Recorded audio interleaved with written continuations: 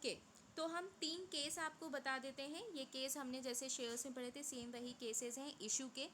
Issue पे अगर हम बात करें तो हम बेटा 3 तरीके से इशू कर सकते हैं। एक पार पे इशू कर सकते हैं, एक हम प्रीमियम पे इशू कर सकते हैं अपने शेयर्स को, तीसरा हम डिस्काउंट पे अपने शेयर्स को इशू कर सकते हैं। पार का मतलब होता है 100 रुपये का शेयर 100 रुपये का ही इशू किया गया। प्रीमियम का मतलब है 100 रुपये का शेयर सपोज 120 या 100 से ज़्यादा रेट पर इशू किया गया। डिस्काउंट का केस क्या होता है, 100 रुपये का शेयर आपने 80 रुपये का बेचा। पार का मतलब जितने का शेयर है उतने का ही बेचा जाएगा, जो उसकी फेस वैल्यू है उतने का ही। प्रीमियम का केस होता है उसकी फेस वैल्यू से ज़्यादा पे बेचा जाएगा। डिस्काउंट का केस होता है कि उसकी फेस वैल्यू से कम के प्राइसेस पे उसे सेल किया जाएगा। तो ये 3 कंडीशन आपकी प्रिवेल करती हैं, जिसको आप यहाँ पर देख सकते हो। ठीक है, तो ये आपको यहाँ पर केस लगेगा।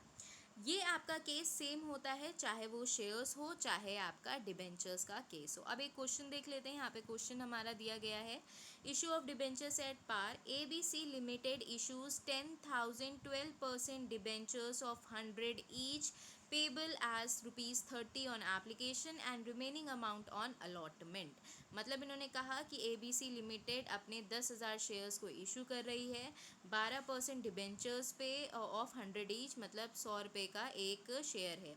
ठीक है, 30 रुपये एप्लीकेशन पे आ रहे हैं और रिमेनिंग अमाउंट अलॉटमेंट पे आ रहा है। तो 30 रुपये एप्लीकेशन पे अगर आ जा रहा है भाई, तो 30 रुपये एप्लीकेशन पे आ जा रहा है, तो रिमेनिंग कितना बचेगा भाई, 100 टोटल है तो 70 रुपये रिमेनिंग। तो ये हो गया अलॉटमेंट और ये हो गई एप्लीकेशन की अमाउंट।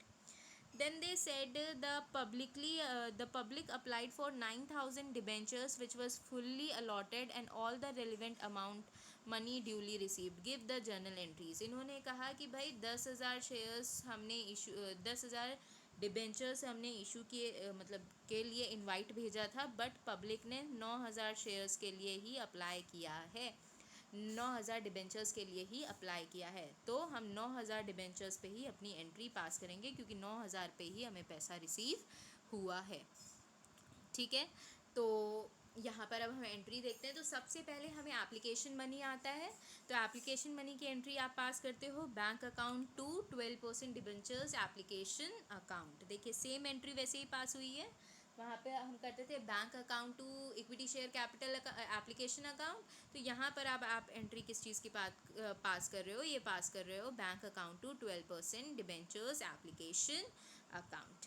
ठीक है बेटा, ये एंट्री आपने पास कर दी। फिर अब देखिए, अब ये जो एप्लीकेशन का मनी है ये आपका कहाँ जाएगा, डिबेंचर्स अकाउंट में ट्रांसफ़र किया जाएगा। तो देखिए आपके 9,000 डिबेंचर्स थे जिनके लिए एप्लीकेशन आई है, और 9,000 डिबेंचर्स पे 30 रुपये की एक एप्लीकेशन थी, तो टोटल आपको कितनी आई, 2,70,000 की एप्लीकेशन आई है। ठीक, अब ये जो 2,70,000 की आपके पास एप्लीकेशन आई है, इसको आप क्या करोगे, ये अमाउंट आपको ट्रांसफ़र करना पड़ेगा टू दी डिबेंचर्स अकाउंट। तो आपने इसको डिबेंचर्स अकाउंट ट्रांसफ़र कर दिया है।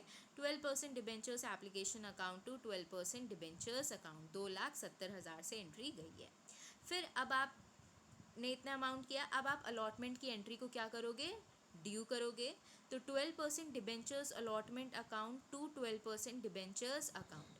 तो अलॉटमेंट की एंट्री आप ड्यू कर रहे हो पहले, तो आप 12% allotment account to 12% debentures account से ड्यू किया आपने एंट्री। ड्यू की एंट्री कितने से पास की आपने, 6,30,000 से, क्योंकि 9,000 शेयर्स हैं इंटू 70 रुपये का आपका अलॉटमेंट हो रहा है। ठीक, फिर रिसीव की एंट्री पास करेंगे आपने bank account to 12% debentures allotment account. देखो भाई, आपको प्रोसेस पता है कि सबसे पहले एप्लीकेशन मनी रिसीव होता है, एप्लीकेशन मनी को ट्रांसफ़र किया जाता है to the account, second entry. Then third आप अलॉटमेंट को ड्यू करते हो, और फोर्थ एंट्री में आप क्या करते हो, अलॉटमेंट को रिसीव करते हो। यही एक नॉर्मल प्रोसेस होता है, और वही हमने नॉर्मल एंट्रीज पास की हैं, क्योंकि पार पे एंट्री थी, कोई भी प्रीमियम या डिस्काउंट नहीं लगना था कहीं पर भी।